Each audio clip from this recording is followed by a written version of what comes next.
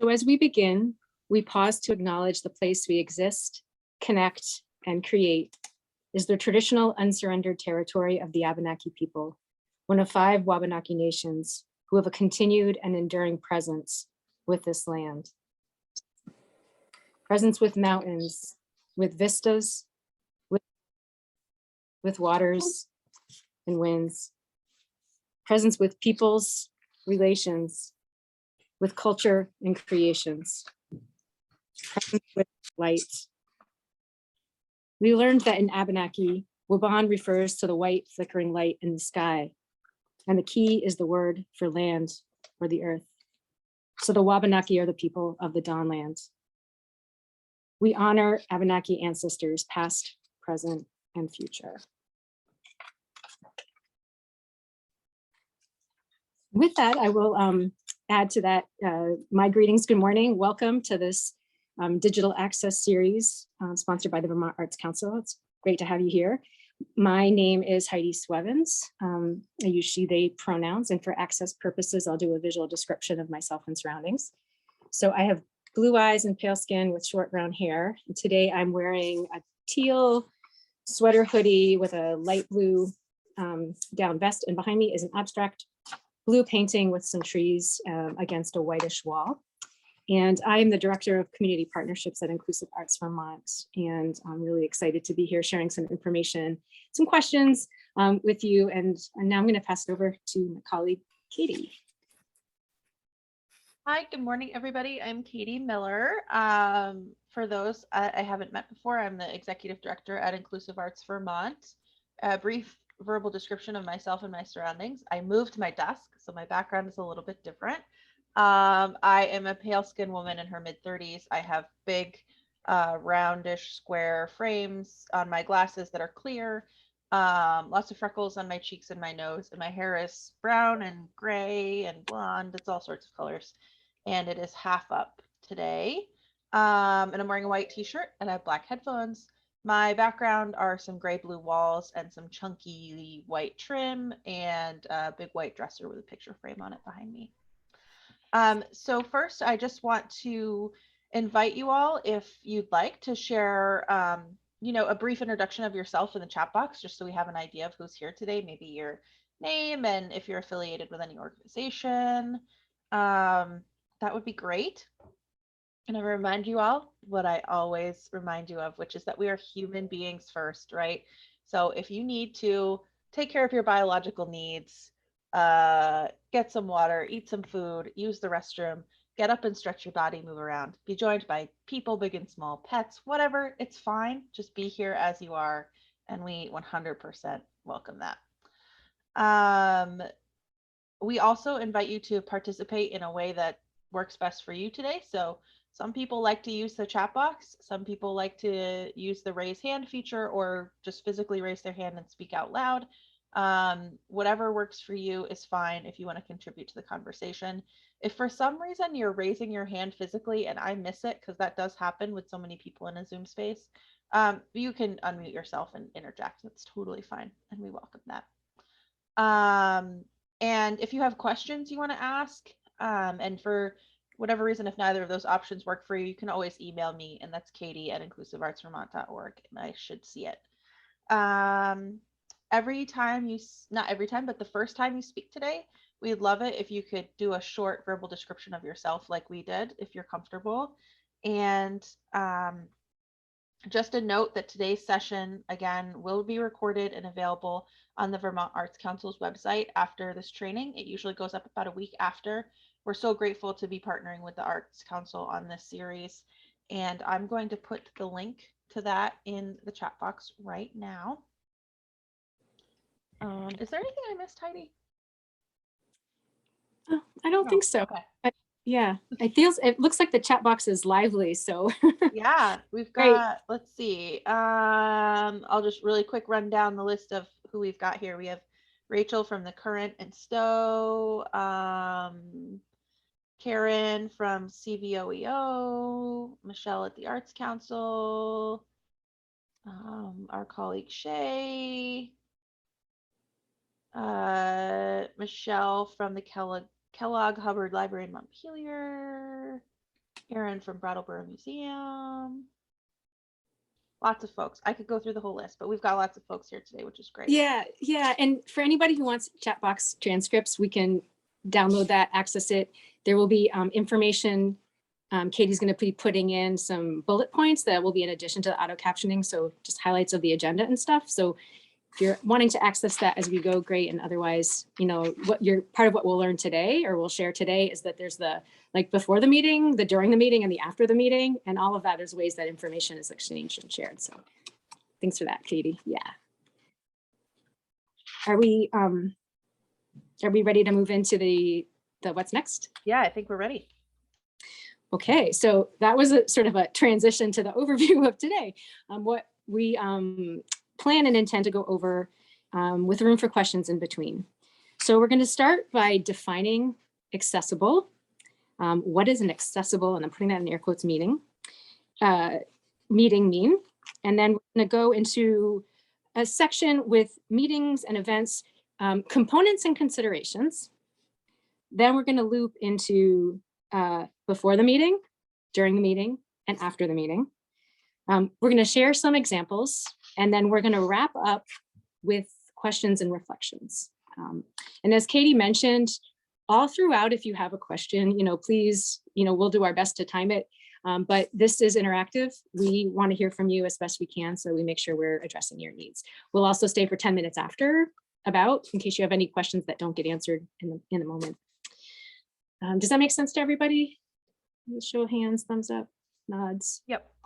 Okay, great. So we often like to start with defining things. So what we mean by accessible is around accessibility for people with disabilities. Now, within the context of accessible in the world, there's lots of things, whether it's financially accessible, whether it's Wi-Fi accessibility, there's all of those nuances. But for this particular training around accessibility of Zoom events, Katie and I are talking about accessibility for people with disabilities. And you might remember, or if you were with us in any other workshop, disability has different meanings and is nuanced and is not as black and white as it might seem. But we're going to go with this. Our approach today is going to be very parallel to how we approach art. And we want to think of this as accessibility as a process rather than a product or alongside the product. So it's not period done, end of sentence, like in a frame on the wall, although that might be part of it. It really is an ongoing learning and evolution. And that's how we're approaching this accessible context for meetings for people with disabilities. I'm going to adjust my notes and okay, I'm going to assume that makes sense. Does anybody have questions so far on where we're starting? Okay. Thanks, Katie.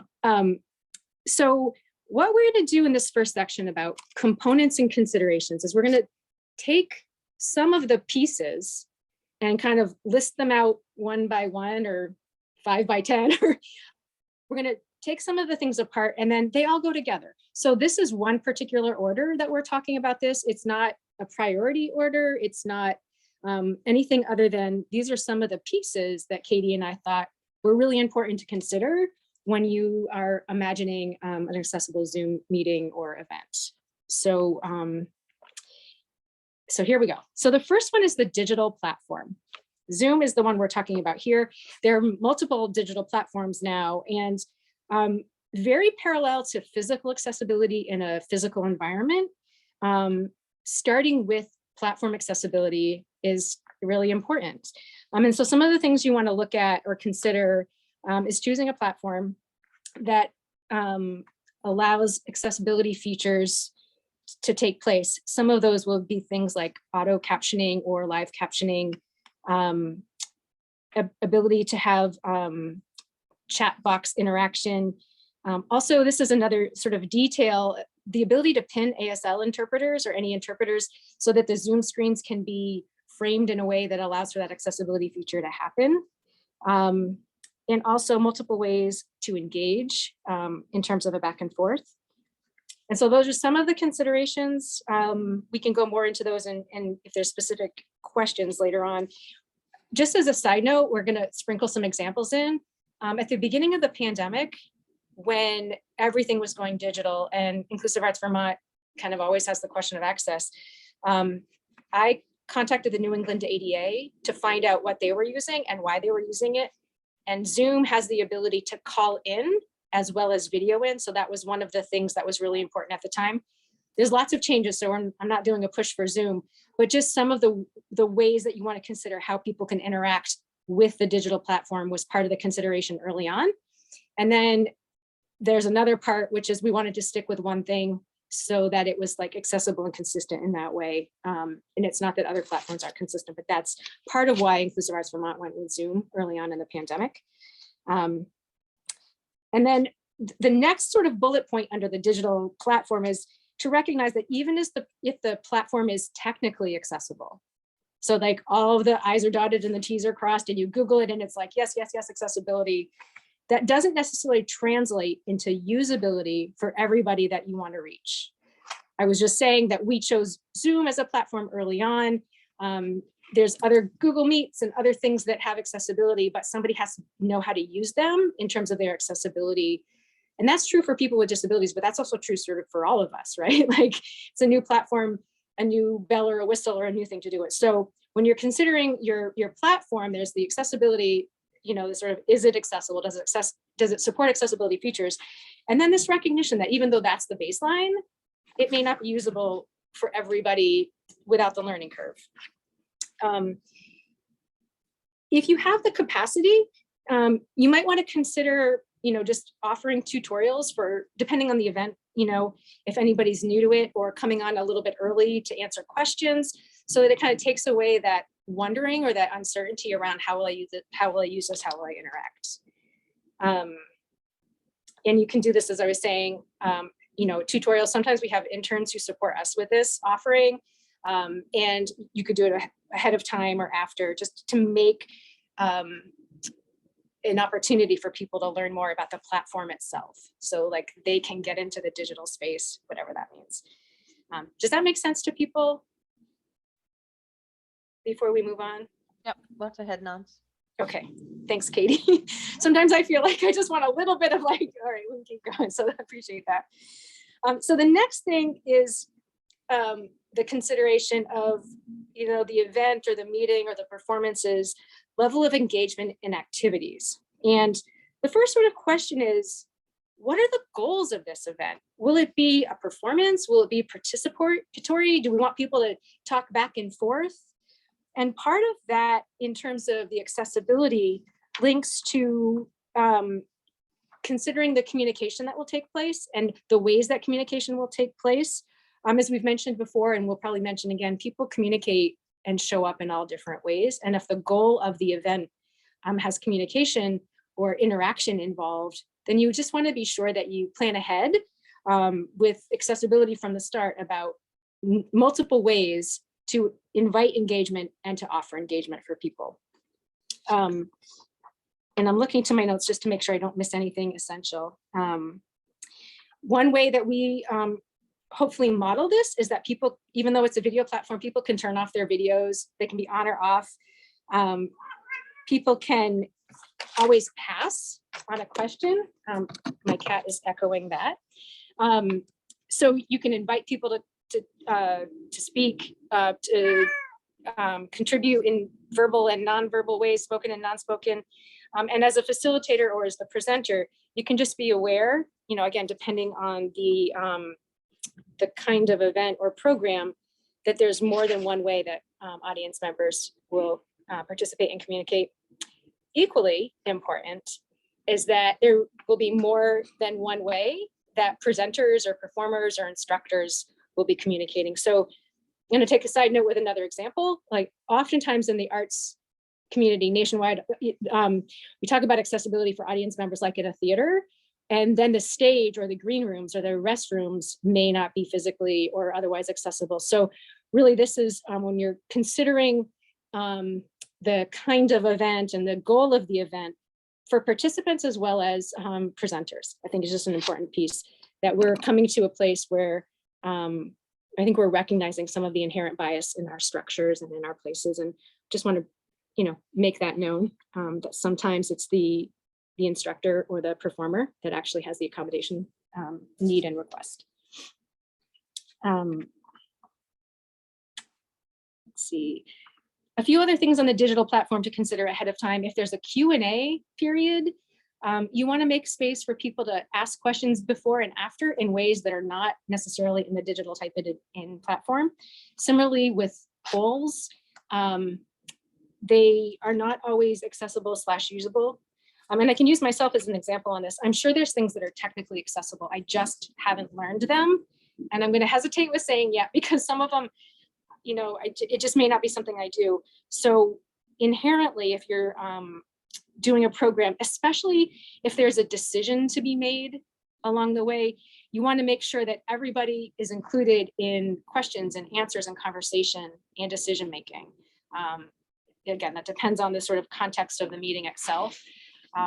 But it's really important for all perspectives and voices to be heard, included if there's a decision to be made and people are making a choice about something.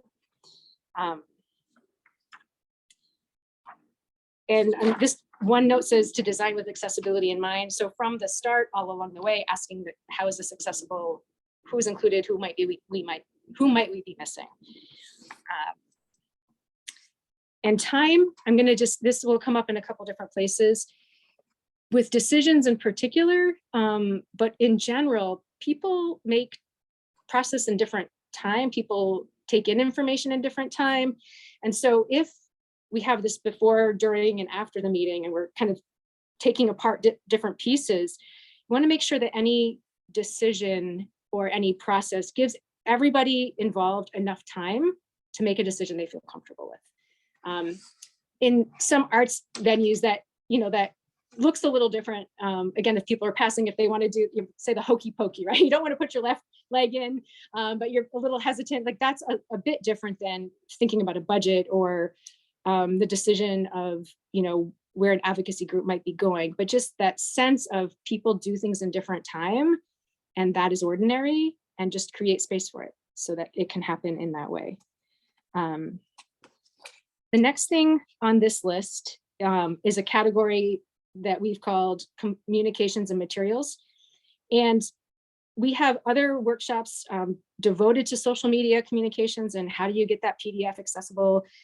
So this is not about that, stay tuned, or, this is about some of what I was saying before in terms of the sort of goals of the piece, but making sure that the information is shared in ways that everybody gets to communicate and contribute and receive that information and connect. Sending information ahead of time. So you'll notice, or maybe you don't notice, I'll point it out. Katie sends the know before you go.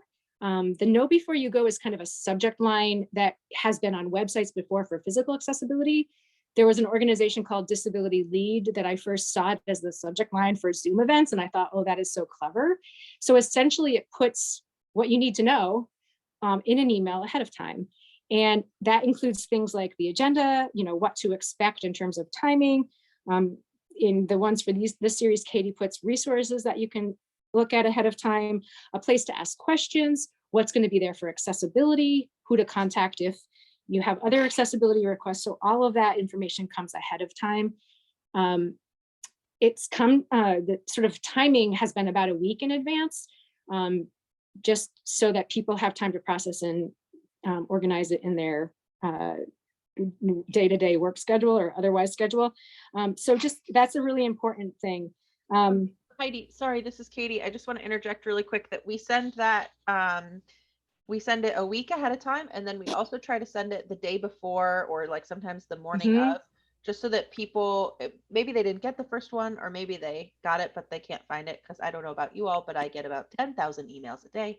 So having it towards the top of your inbox is helpful sometimes. Yeah, great. Thank you for that addition. And yes, sort of the week ahead, the day of, and then Katie's really been responsive immediately after, so that you might notice, and if you haven't, again, I'll point it out, that consistency. I don't know about any of you, but for me, I'm like expecting that email in the morning, so I don't have to search for the Zoom link and sort of after. So it's that consistency also with communications and timing is intentional. I think the consistency also leads to the sort of sense of what to expect. And maybe no promises about it because we're all humans, but that sort of regularity can be really valuable in terms of consistency, accessibility, and building relationships, digitally.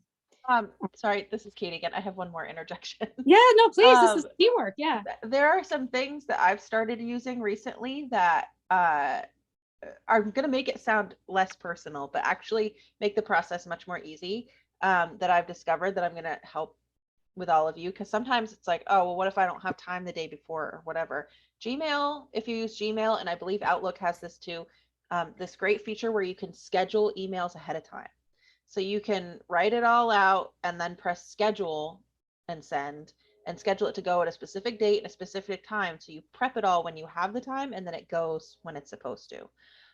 Another thing you can do is, I'm sure Outlook does this too. We use Google Workspace at our employer, but are templates that I just discovered in Gmail. So you can, if you have an email like our know before you go email, if you've gotten multiples of them, they're the same format, just different information peppered in. So I have a very vocal cat behind me, apologies.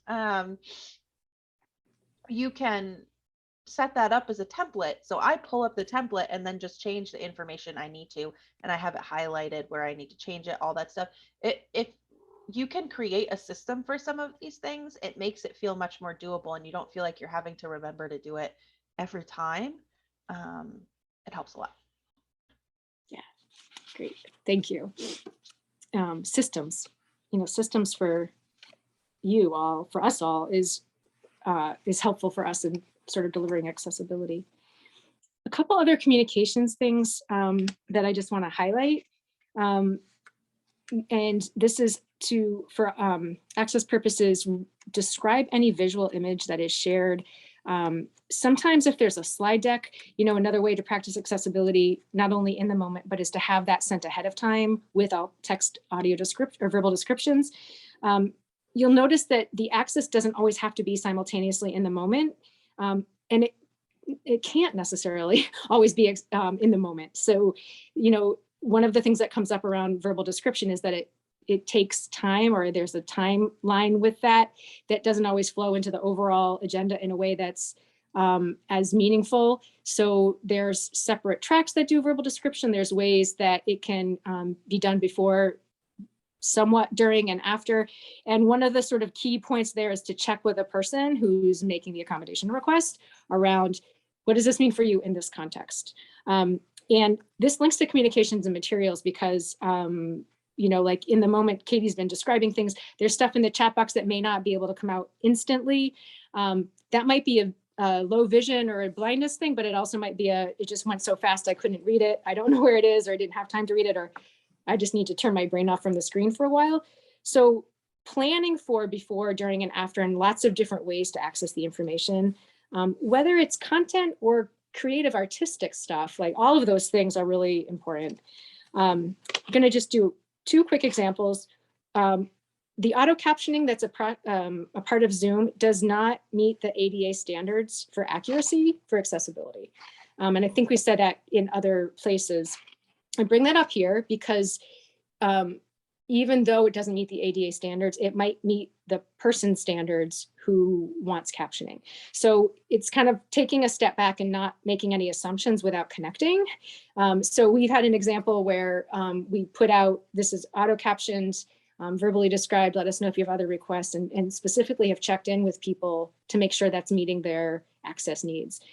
So it's not the live captioning, but it still works for the person, and we've asked people themselves directly. Another example in terms of, things not being a cookie cutter. We were talking in a meeting recently. I was like, cookie cutters are great for cookies, but not necessarily for access. I have low vision, and verbal description is an access feature that I request often, and it has way varying degrees of how it's used. And there was a cohort that I was involved in with the National Guild for Community Arts Education. It met for 5 to 6 months. And after a while, the audio descriptions of self and surroundings, like once we knew each other, seemed to be kind of the checklist thing rather than meaningful, like it was already like, you got this. And this also happened with Inclusive Arts Vermont. So when there's a cohort community team, I was asked for my feedback and we adjusted it so that the access at that point wasn't like, unless Katie changed her hair color again, that was one thing that was a change we'd want to know about. But it's comes at how you want to be, how you want to be known in the room. And is there anything else that's important? And if it's important enough to show, it's important enough to describe is one of the caveats. But for me, it felt more important to take the time and space to hear about, what was on the hoodie or actually what was in somebody's heart as part of that community building and relationship building. That was a very specific context. So for, public events and other things, if you want to incorporate access features, that's different. And that'll be a great transition to the last section we have, which is kind of other variables and other factors. And one of them is this event a performance or sort of a meeting? Performance, you can make accessibility features ahead of time. You can take requests, but you can also market them. So ASL is one example. And the time involved in that or the coordination pieces are important, but the evaluation, you want to check with people to see how accessibility went, not necessarily directly with every individual, but just kind of this ongoing conversation as part of the process. But that's really different than if you're having, advisory board, for example, or a class in terms of the ongoing relationship building with somebody who might have requested the accommodation. You also might be just doing multiple options all of the time, and you just want to check to see how that's working for everybody, whether they identify or have named a disability or not. Just how's it going? How's this working for you? What can we do better? And what can we do differently? And that's just, another thing to consider. I'm aware of time, so I'm going to move along. And the last thing I want to say, though, speaking of time, is about all of you who are here because you care about accessibility and you want to be inclusive. This last sort of bullet point is to give yourself enough time to make things inclusive, to provide accommodations, to coordinate, to plan, to ask, to follow up. If it's a new thing for you, like, the new pinning of the thing on the Zoom screen, so ASL's there, if you can budget your time in, because sometimes it takes time. And I say takes time as if that's a problem, and it's not. What I'm trying to say here is it takes time, include that in your planning and give yourself, it's not permission. There might be a learning curve for you, and that's okay, and that's ordinary, and yay for you for like stepping into something new that may have a little bit of worry or uncertainty. And Inclusive Arts Vermont really wants to support people. I think we do support people where they are, and accommodations take time, and that is not a challenge if you're aware of it and can plan for it. That also can mean including time or other, budgetary things just to make accommodations, to make access part of the everyday ongoing. Like, this is not more time. This is not a burden of time. This is just part of how we do things. And we're going to plan for different paces, different timings, but we're going to include time as part of that equation for ourselves to do the work of inclusion. And after a while, it just becomes part of the thing and the rhythm and the routine and the process. So I'm going to pause there. I am aware of the time. Katie, do you have anything to add that I might have missed or? Not right now, no.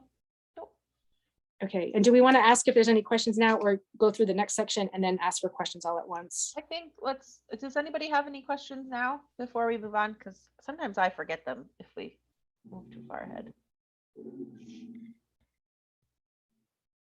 No? Okay.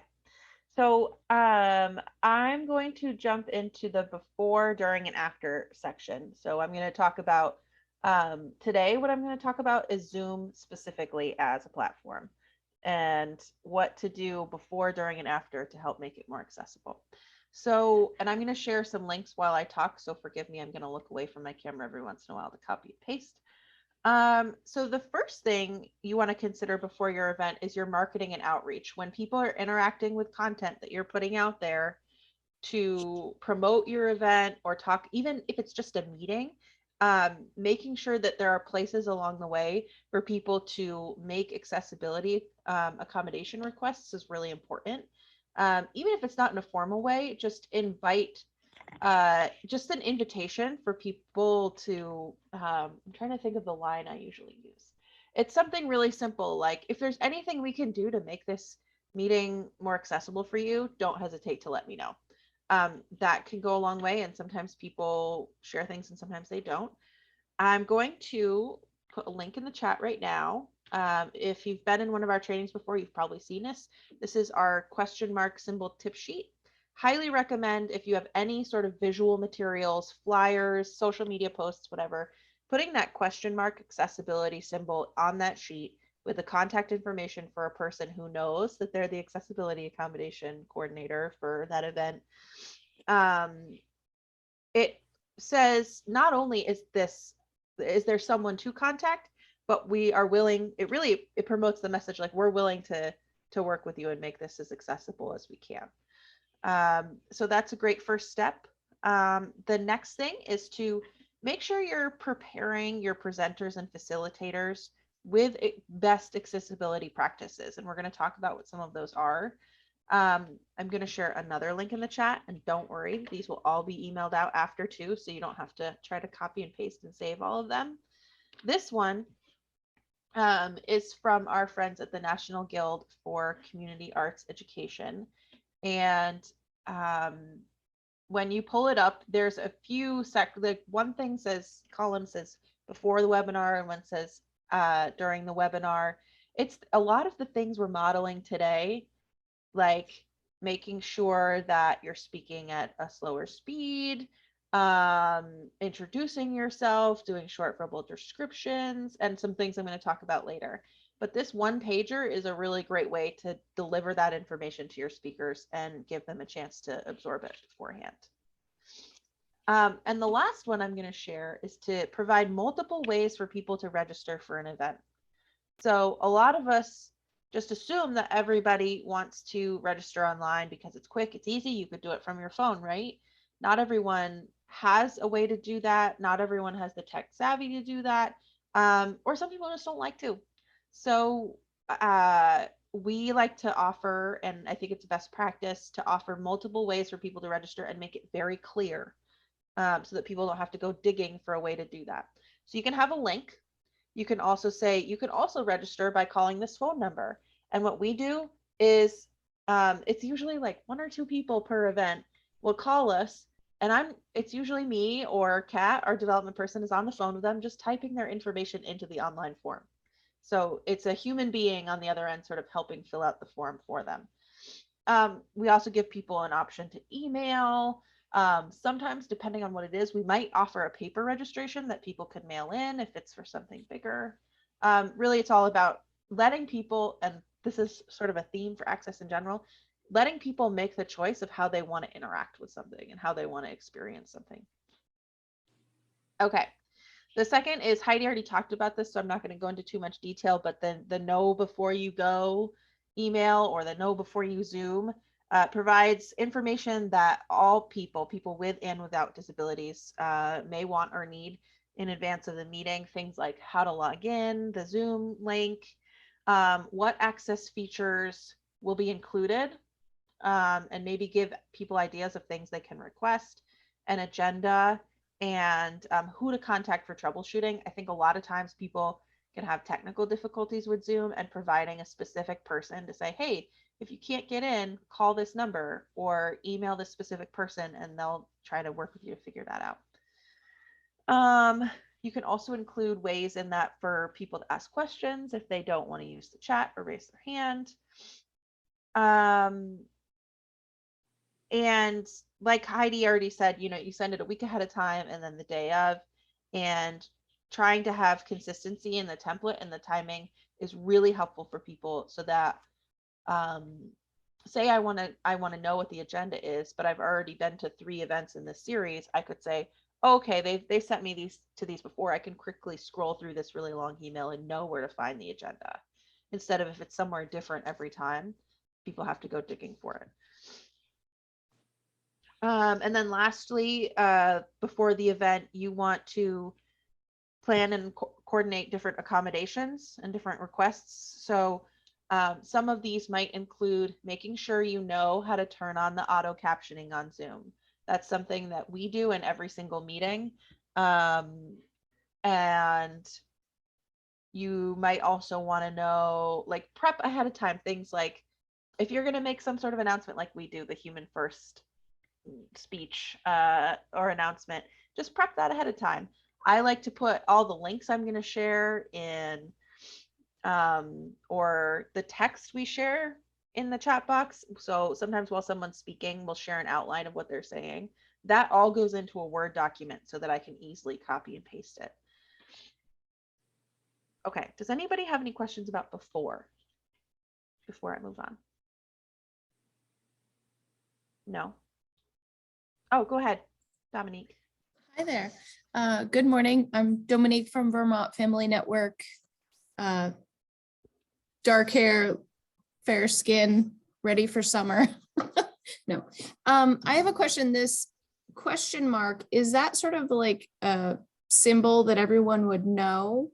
And that would be a really obvious icon for people. I should know this information, but I didn't know that. So that's the icon to really use to know, like, oh, this will help me get accessibility services. Yeah, Okay. it is. Actually, if you go back to the recording from the very first training we did with this series, I think it's the disability awareness one. We talk more about the different symbols, but there's a series of different symbols you probably have seen in different places. I can pull them up and share my screen right now to show people what they look like. Hang on one second. But there's different ones for assisted listening, Braille, all sorts of different stuff. And the question mark one is the one that's sort of the generic. If you see that question mark symbol, you know that that's where you go to find information about making an accommodation request. And I have a great story about that. Hang on one second while I pull these up. So we used to have a drum festival every year, and this festival had hundreds of people in the Fletcher Free Library in downtown Burlington, right? And just imagine us filling that huge library with different drums and workshops, and like, it was amazing. And we tried to make the event as accessible as we could. We had this huge banner out front, probably 6-8 foot vinyl banner outside that said Boom Vermont Drum Festival. And it had the accessibility symbols across the bottom, including one for ASL. A man walks in off the street and I'm at the welcome table and he just starts signing furiously at me. And I was like, I know very limited sign from where I went to college. And so I was like, hang on a minute. And I held up my fingers like this and I painfully fingered spelled out, my name is Katie. I don't speak fluent ASL. Let me go get a translator. I'll be right back. And so I get an interpreter and we're talking and he tells me that the reason he came in is because he saw that symbol on the sign. And it wasn't necessarily ASL one, it was the ASL one in combination with the question mark, all of it. He knew that that was a safe place for him to go. Otherwise, he never would have come in. He said, normally I would see Drum Festival and be like, no, I can't, I'm not going to go because it's not accessible.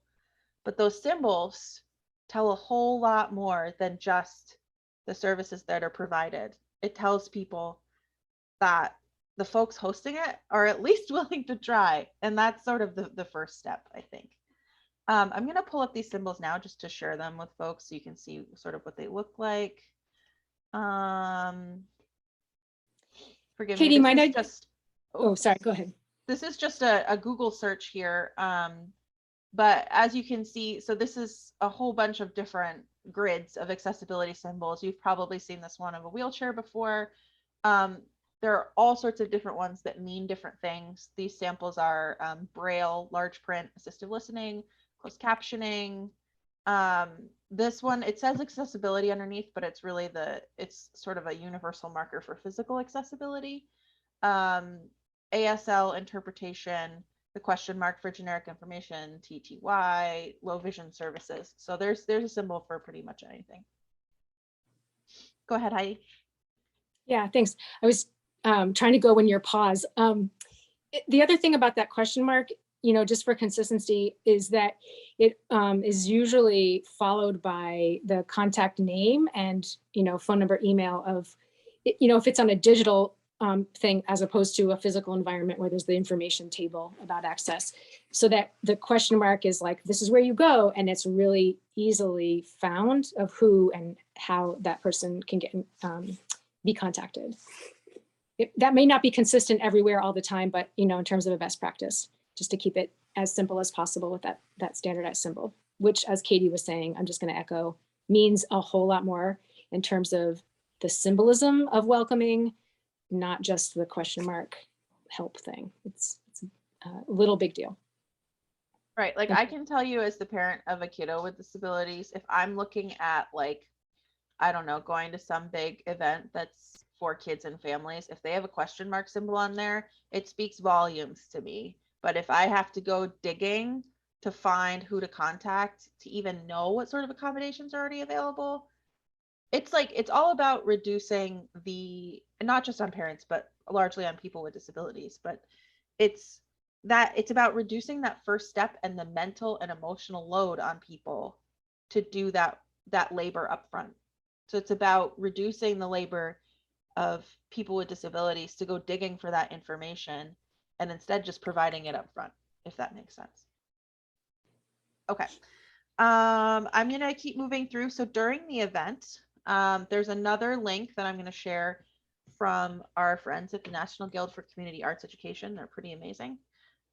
This sheet that I'm sharing right now is a PDF that's sort of best practices that is going to talk about a lot of the things that I'm going to talk about now. So it's going to sort of reiterate that. It's a good go-to list if you need a list to hold on to.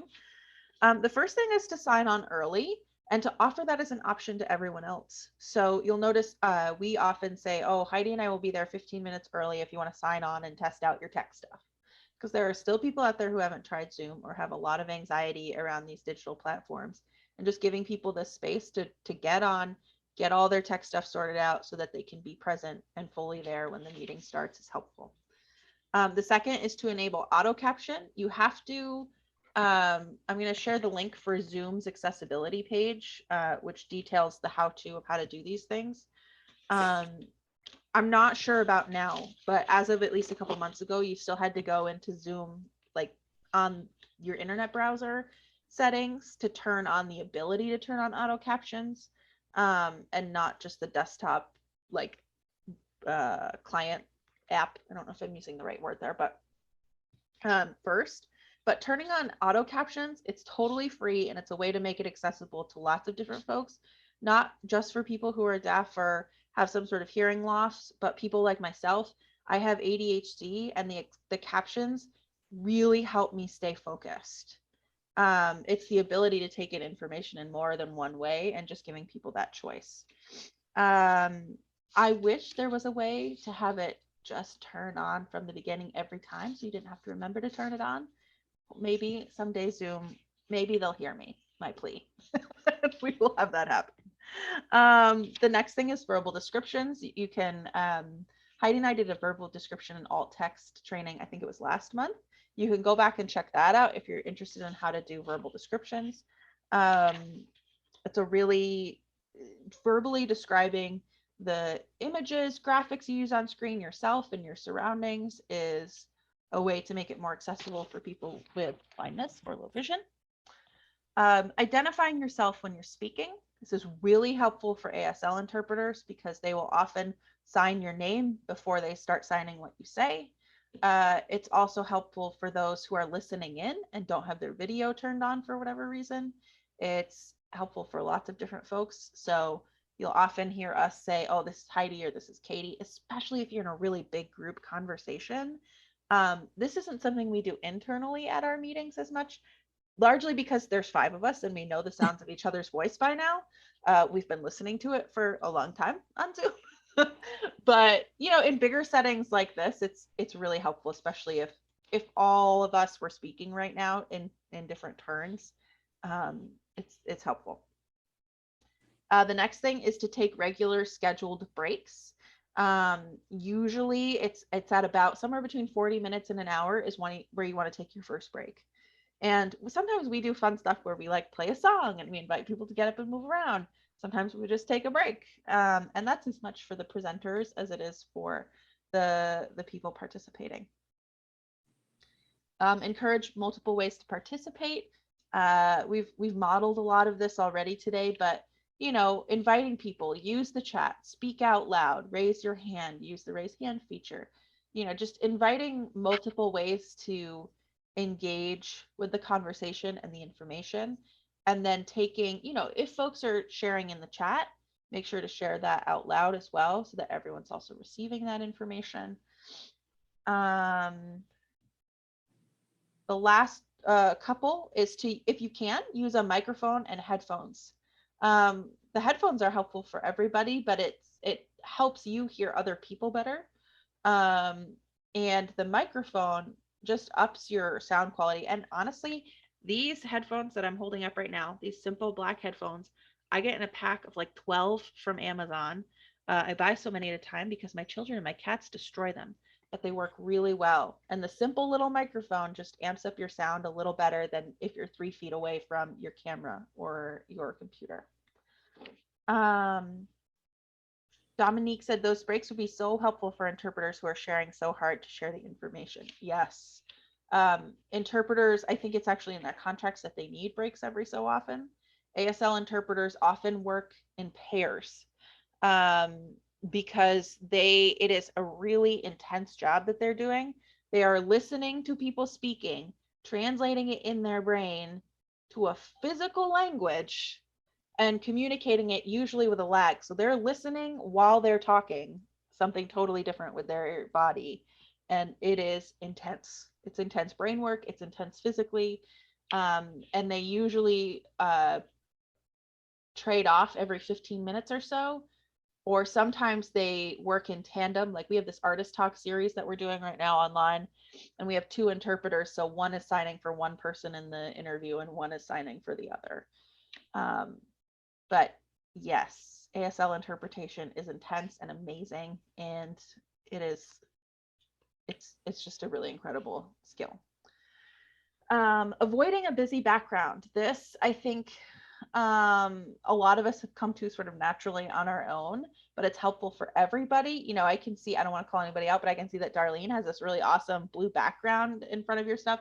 Sometimes I'll blur mine out, but intentionally keeping your background simple so that people can focus on you. And then lastly, encouraging people to mute when they're not speaking is really helpful, because the Zoom can try to prioritize who it's listening to, and if there are sudden loud noises, it will switch. Other background noise can just be really confusing for people, so muting when you're not speaking is helpful. Okay, lastly, I'm going to talk about after the event. So some sort of follow-up communication is really important. It can include any of the resources you share in the chat box.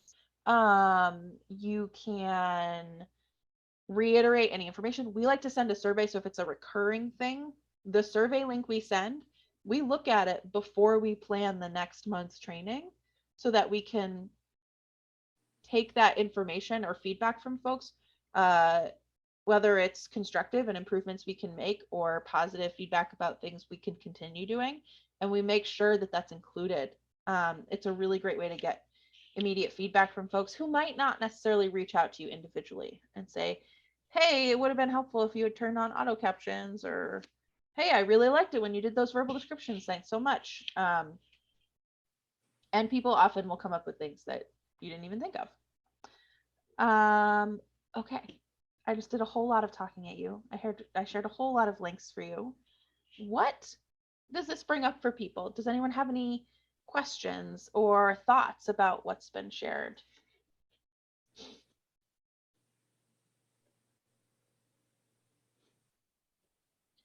I can say something. Go, Shay. I'm grateful to you all for this information, and time again, every time I'm thinking about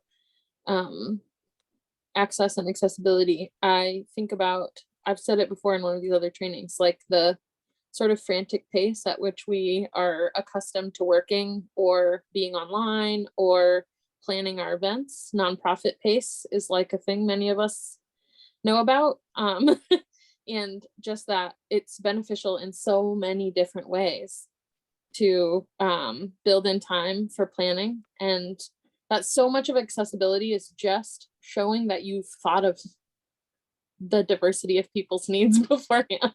The access symbol just means that there's somebody who has thought about the diversity of ways that people show up before and has enough forethought to try to be with people on all the ways that we are. So I'm just always grateful to continue to remember that for myself forever, that slowing down and just trying to be pre-aware of what I don't know, what I don't experience is great mindset with which to approach these like more technical aspects of accessibility.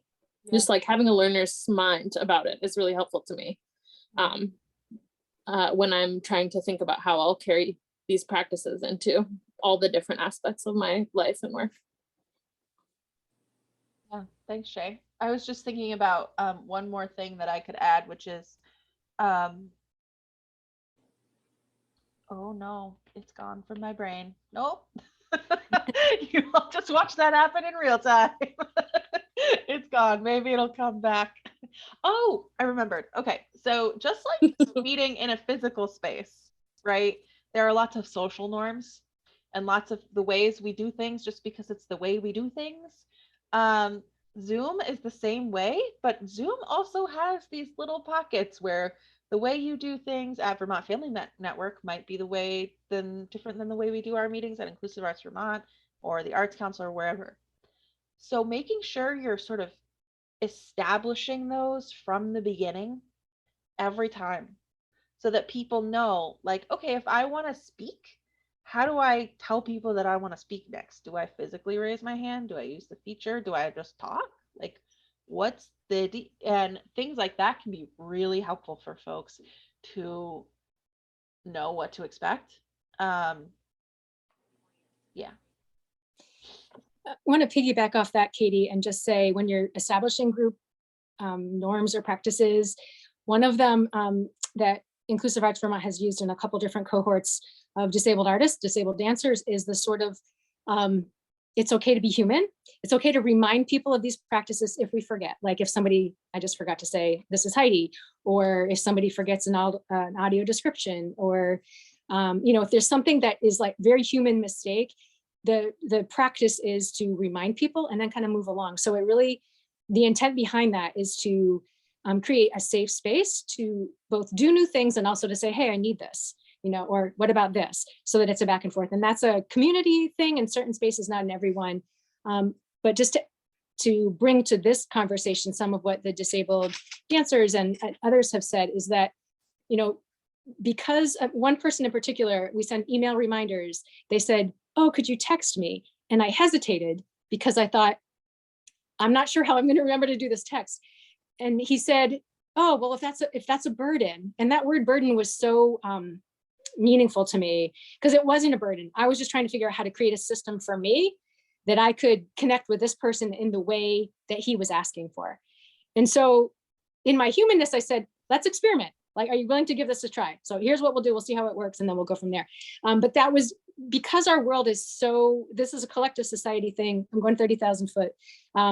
We have this perfectionism. We have this thing. We have this like one way of doing it. And to start to step outside that is not going to be perfect. It's not going to be without mistakes, but there's a humanness in that, I think, that we can model and honor without causing harm, just be really human in this question marks. We want to do it. We want to welcome everybody. And so let's just keep in conversation about how that happens. Disability is part of that. And it's the part that we're talking about. But I think it creates a tone that people can feel and participate in and contribute to. And I have remembered to send the text so far.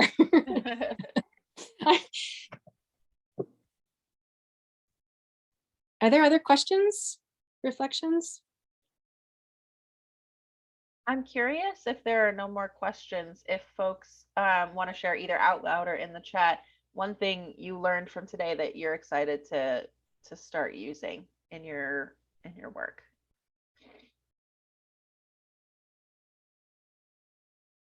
Go ahead, Gretchen. Hi, this is Gretchen from EDD Adaptive Sports, and I'm a pale-skinned woman wearing a white sweater, and my background has a bunch of books and an EDD banner. I really loved, there were lots of little tidbits I picked up today, so thank you for offering this session. But the accessibility symbols is nothing I've ever thought about before. That's embarrassing as an adaptive sports organization, but I think I thought about the text communicating that a lot, so I love that. Just knowing that we should use one of those little symbols on anything we put out can make it more welcoming and more open to people. So I'm excited to add that to our next event communication. Thank you. Who else?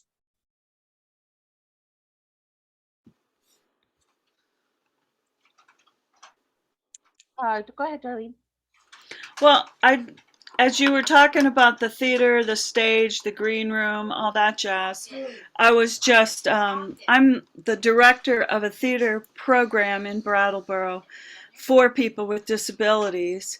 And pre-pandemic, and maybe next week, we'll be back in person a little bit. We have an accessible place and stage and everything, but yet we were noticing one of our actresses in a wheelchair. Whenever we had anything, we had one way on to the stage, and then that person needed, their caregiver needed to turn them around and go back. And, it was a subtle thing, but watching it over and over for a particular show we were doing, it just dawned on us, like, what the heck? We need to have, everybody else can come up and go off. But that person needs to come up, turn around and go off, and then everybody has to wait. And, it's not about all the waiting or whatever, we're all okay with that. But it was just like, it really pointed out that it was different. And so we wrote a grant to the Christopher Reeve Foundation, got some funding, and built a ramp on the other side, much to the chagrin of the church where we house, because now there's these, ramps are long and accessibility is cumbersome, to say it mildly. And, it affects everybody in positive ways as well, because now everybody, the elders at the church, can come up, talk at the podium, walk off the other end, and join the choir, which is something that makes it easier for them as well. But it just was interesting to be immersed in this, and then yet still see one more place where we can go the extra mile, Yeah, I think, Darlene, that's such a great point, and it reminds me of a point we make often, which is that, and it's something we touched on today, is that the needs of the participants, accessibility-wise, are just as important as the needs of the presenters, performers, whoever it is we're talking about.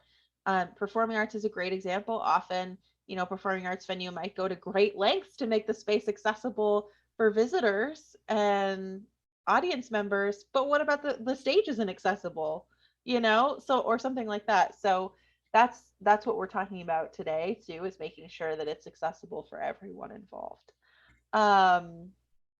Okay, I'm looking at the time. It's 10:31, so we should probably wrap up. I'm going to talk really quickly about next steps. So this session has been recorded today. It will be available on the Arts Council's website, and I'll share the link at the end of this. Usually within a week or so, feel free to send that.